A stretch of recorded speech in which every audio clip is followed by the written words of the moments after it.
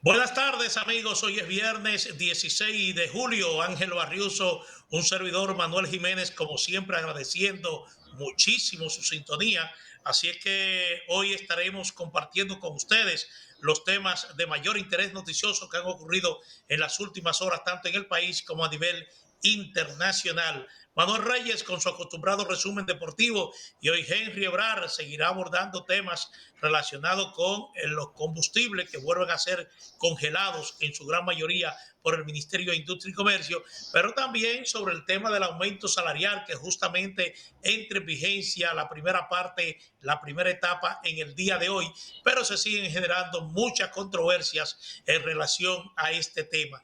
Bueno, vamos a conocer en breve las condiciones del tiempo, las proyecciones meteorológicas directamente desde la Oficina Nacional de Meteorología. Hoy es viernes y mucha gente quiere saber si habrá buen clima durante el fin de semana para irse a las playas, valles y montañas. Barriuso, ¿qué tal? Buenas tardes. Bu- Buenas tardes, todo muy bien, tranquilo y con buen ánimo.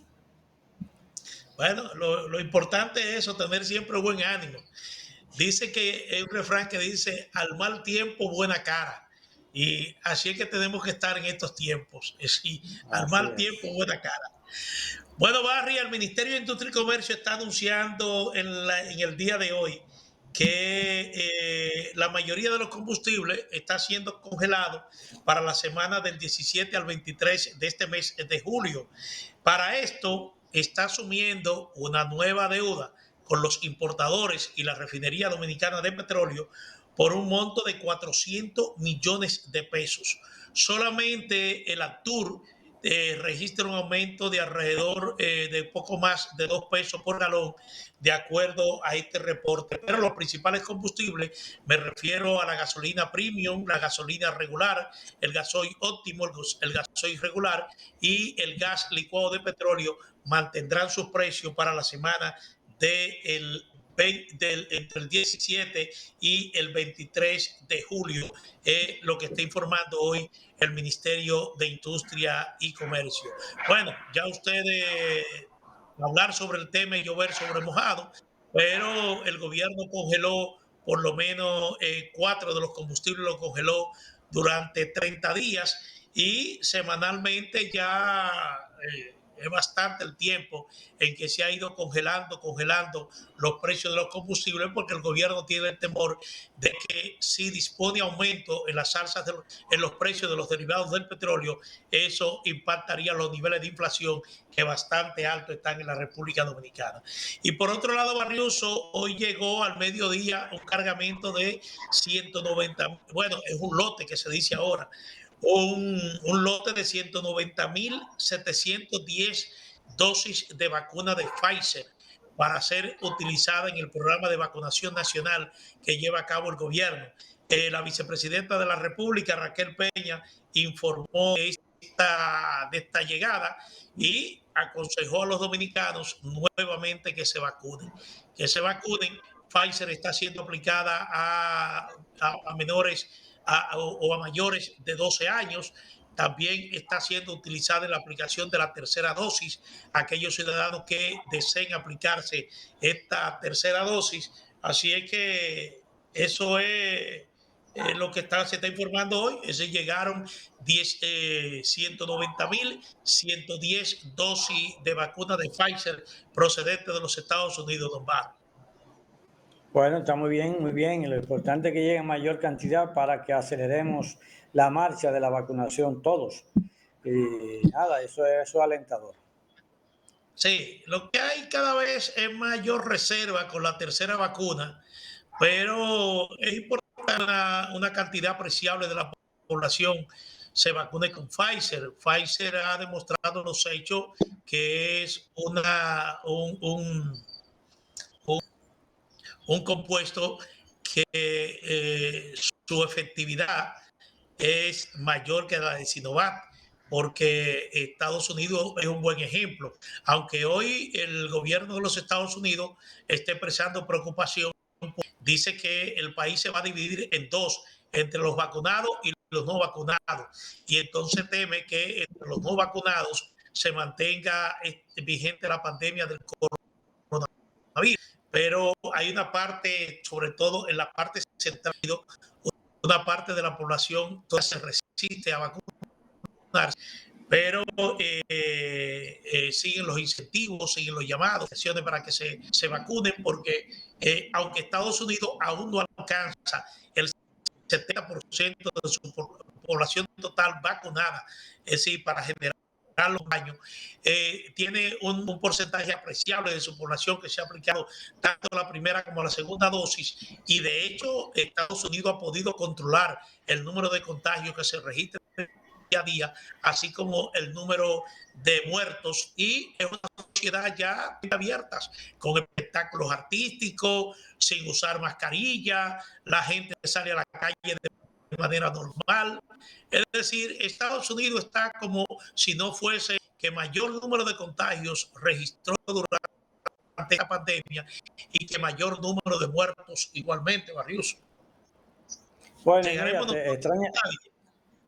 bueno, ojalá que así sea, porque extrañamente estaba leyendo yo un reportaje, un trabajo esta mañana en uno de los periódicos.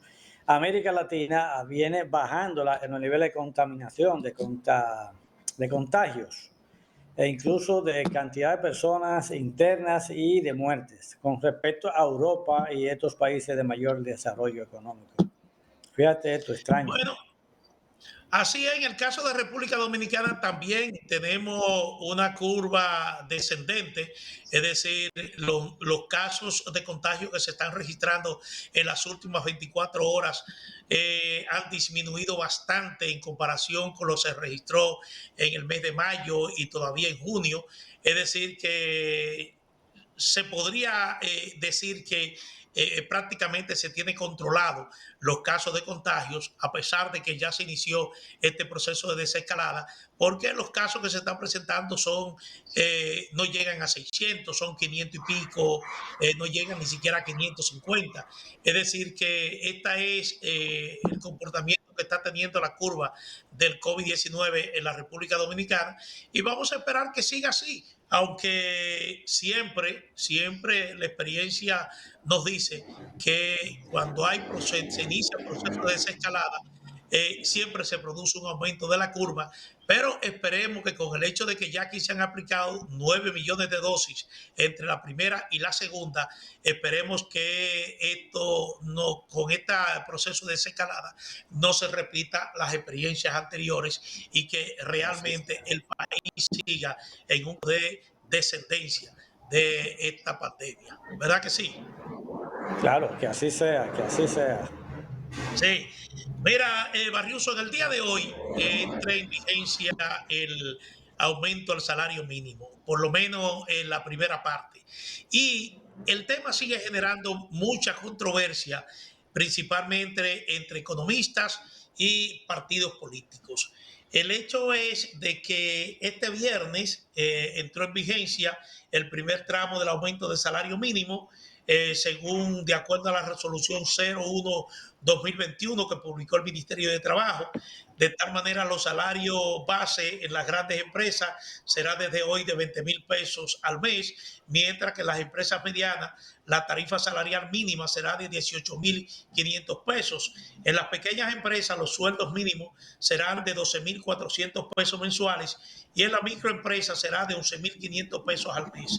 Los vigilantes de empresas de seguridad o privadas deben ganar a partir de este viernes un sueldo de 16,750 pesos. Y recordar que la segunda etapa de este aumento salarial entra en vigencia a partir del 1 de enero del 2002.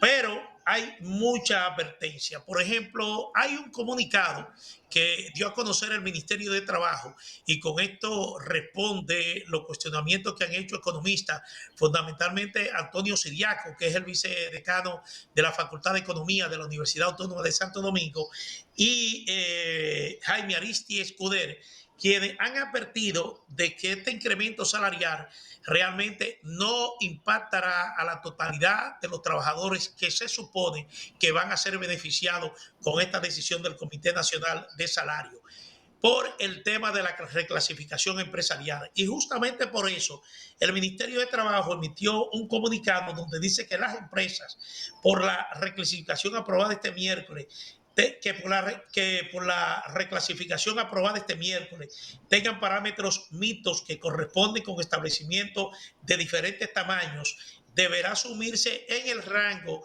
más conveniente para sus trabajadores. Esta resolución del Ministerio de Trabajo aclara que en caso de que una empresa cumpla con criterios de escala diferentes, es decir, cantidad de trabajadores de una clasificación y ventas brutas de otra, se tomará como predominante la variable de la escala superior para la fijación de su clasificación y consecuente al salario mínimo aplicable. No obstante, a este comunicado del Ministerio de Trabajo, el vicedecano de la Facultad de Economía de la Universidad Autónoma de Santo Domingo, Antonio Siriaco, está opinando que la reclasificación de las empresas podría perjudicar hacia el futuro a los trabajadores que deberían recibir una mejora de sus ingresos. Indicó que el acuerdo en el mediano y largo plazo, en vez de beneficiar a los empleados, provocará lo contrario, debido a que la reclasificación traerá un proceso de recomposición en las empresas y estima que muchas de estas bajarán de categoría. Dice, esta decisión en el mediano y largo plazo puede traer como consecuencia que gran parte de este incremento de salario no vaya a beneficiar al total de trabajadores que está llamado a ser beneficiado, dijo Siriaco. Y él estima que que si no se aplica la reclasificación empresarial, alrededor de 822,000 trabajadores podrían ser beneficiados de esta alza salarial, pero de mantenerse esa reclasificación vigente, él no cree que ese casi millón de trabajadores vayan a beneficiarse con el incremento al salario mínimo, don Barrios. Bueno, ellos son los economistas, nosotros somos observadores. Y si hacemos comentarios, no es con la propiedad con que lo haría un economista ya técnico en la materia, pero obviamente que el acuerdo que habría dado a entender que la aprobación de este salario mínimo tiene implícito un buen acuerdo, un acuerdo muy bien inteligentemente establecido en la que intervino el tripartito, un acuerdo que ha generado entusiasmo entre las personas o los sectores involucrados en esta condición tripartita, más allá de los microempresarios, de los pequeños y los medianos empresarios. Parece que estos quedaron fuera de ese acuerdo o de esa conversación para que se llegase al Comité Nacional de Salarios ya con algo establecido y que no fuesen allí a un debate amargo y cruel, sino que ya llegaran allí simplemente a decir estamos todos contestes y y vamos para adelante. Hay algo ahí y de fruto de esos acuerdos aparentemente los líderes de las centrales sindicales también resultaron beneficiados, independientemente si es justicia o no justicia, el tema de las pensiones que le corresponden. Bueno, mira, yo pienso que Henry Ebrar, en su comentario económico de este viernes, tomándote la palabra, él pueda abordar el tema, porque el tema se está haciendo realmente muy contradictorio. Hay opiniones, como te dije, muy diversas sobre si en definitiva afecta o beneficia a la totalidad de los trabajadores que se encontraban en un salario mínimo a la hora de la disposición de este Ministerio de Trabajo. Y nosotros también aquí en Propuesta de la Noche vamos a tener la semana que viene, vamos a hacer esfuerzo la semana que viene para ver si podemos entrevistar también a economistas que aborden sobre el tema, porque hoy justamente hasta el Partido de la Liberación Dominicana, una declaración autorizada por su comité político o por su Secretaría de Asuntos Económicos, está diciendo que el aumento en sentido general no promedia el 24% como anunció el gobierno, sino que este aumento del salario mínimo promedia alrededor de un 14,9%, es lo que está diciendo la Secretaría de Asuntos Económicos del Partido de la Liberación Dominicana. Y esto coincide realmente con lo que afirma Jaime Ariste Cuder, economista también. Dice que es alrededor de un 14%, debido al hecho de la reclasificación empresarial. Pero como le dije, vamos a esperar porque yo estoy seguro que Henry Orar va a adelantar detalles o va a ofrecer su opinión, lo que él entiende que es el impacto de este incremento en el salario mínimo. Bueno, Barriuso, las autoridades colombianas se le están adelantando a las autoridades haitianas y hoy anunciaron con nombre y apellido a quien identifican como el autor intelectual del asesinato del presidente Juvenal Moïse y de las heridas causadas a su esposa en un asalto a su residencia en un sector residencial de Puerto Príncipe. El jefe de la policía de Colombia ofreció una rueda de prensa donde dio a conocer detalles muy concluyentes de las investigaciones que está llevando a cabo Colombia, porque Colombia tiene un equipo de oficiales de la policía en Puerto Príncipe acompañando a la policía de Haitiana en el curso de estas investigaciones. Esas son fotos de los mercenarios, como se le llaman colombianos, que cruzaron por República Dominicana antes de llegar a Haití y que de acuerdo a las autoridades haitianas y las propias autoridades colombianas ejecutaron este crimen contra el presidente haitiano. Entonces, la policía de Colombia eh, dice que los acusados y detenidos por el magnicidio del presidente de Haití, Jovenel Moïse, recibieron las órdenes de asesinar al mandatario tras una reunión de 3 días antes del crimen con el exfuncionario del Ministerio de Justicia haitiano, Joseph Félix Badillo.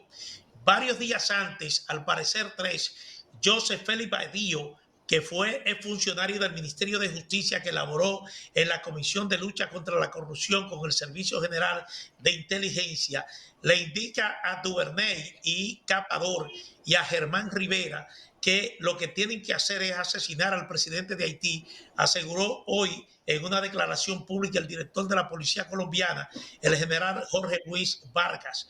Moy fue asesinado el pasado 7 de julio en su residencia de Puerto Príncipe en un ataque armado donde también resultó herida su mujer, Martínez, y hasta el momento 23 personas han sido arrestadas, incluyendo 18 militares colombianos y 5 ciudadanos haitianos estadounidenses, y se han aplicado medidas cautelares contra 24 agentes y responsables de las unidades de seguridad presidencial. La policía colombiana reitera que las investigaciones indican que el sargento retirado del ejército colombiano, Capador, muerto en Puerto Príncipe, participó en reuniones entre personas que trabajaban para la empresa CTU Security Service y el que está considerado cabeza de la trama por las autoridades haitianas, Emmanuel Sanón, un médico residente en Estados Unidos. Dice que el capitán retirado del ejército colombiano, Germán Rivera, fue informado de esta reunión para la contratación inicialmente de unos servicios de seguridad, dijo Vargas. Se compraron los boletos de avión para que regresaran a Haití el resto de las personas que se unirían al grupo que ya estaba en Puerto Príncipe desde mayo pasado. Bueno, yo no sé, Barriuso, pero a mí como sigue sin cuadrarme todo esto.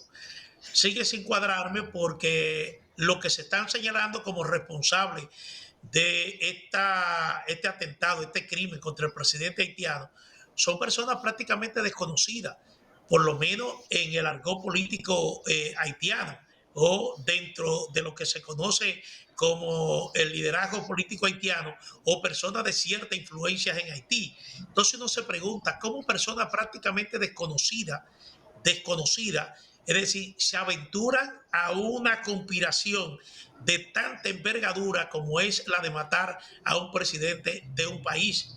Es decir, que me parece que cuál es la ganancia que hubiesen tenido. En el caso de Sanón, que es un médico residente en Estados Unidos, se indica incluso que el hombre se había declarado en quiebra, que no tenía dinero.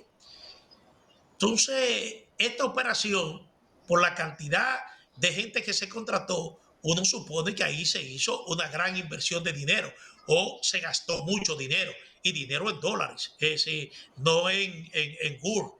Así que yo no sé, todavía yo creo que faltan detalles, falta otra cabeza en esta trama, Barriuso. Bueno, Colombia, desde el primer momento, tan pronto se habló de mercenarios colombianos, el ejército colombiano ha estado metido de lleno en tratando de, por un punto, de esclarecer la situación de ellos, de que el ejército colombiano no exporta mercenarios, es decir, tratando de limpiar su imagen, su pudor. Igual ha actuado el presidente de Colombia. En estos días igualmente aparece un periódico colombiano también revelando su propia teoría respecto al crimen, al magnicidio en Haití y hasta señalando posibles autores de este crimen. De manera que en Colombia se ha estado jugando también unos cartones que de momento parecen ir paralelo con la gestión policial haitiana y de pronto coinciden en los propósitos, porque tú estás diciendo que hay una comisión del ejército colombiano en Haití, pero en Colombia, en Bogotá, se está manejando este tipo de versiones o de relatos. Ahí, como tú bien dices, y estoy completamente de acuerdo contigo, dado las tantas informaciones que se están manejando y que todo indica el uso de unos sujetos poco reconocidos, a pesar de que pueden ser poco reconocidos para nosotros, pero habría que ver en el tramado del tejido haitiano que cuánto estas personas tienen determinada incidencia directa, indirecta o circunstancial. Pero lo cierto es que uno como que no le tiene tanta confianza a todo ese cuadro informativo que se viene manejando. Sí, mira, y otra cosa que todavía tampoco no se aclara es que esta gente utilizaron el nombre de la DEA, es decir, de la Agencia Antidroga de los Estados Unidos. Uno de ellos afirma que incluso el gobierno colombiano le da crédito a esta versión de que a ellos se le informó que iban a practicar un arresto de Juvenal para entregarlo a la DEA.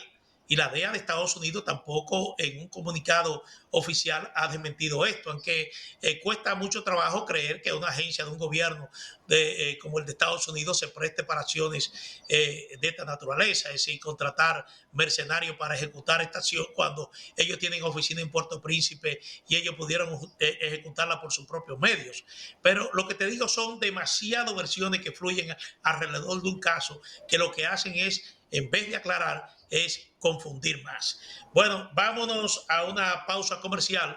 En breve estaremos con Manuel Reyes y su resumen deportivo.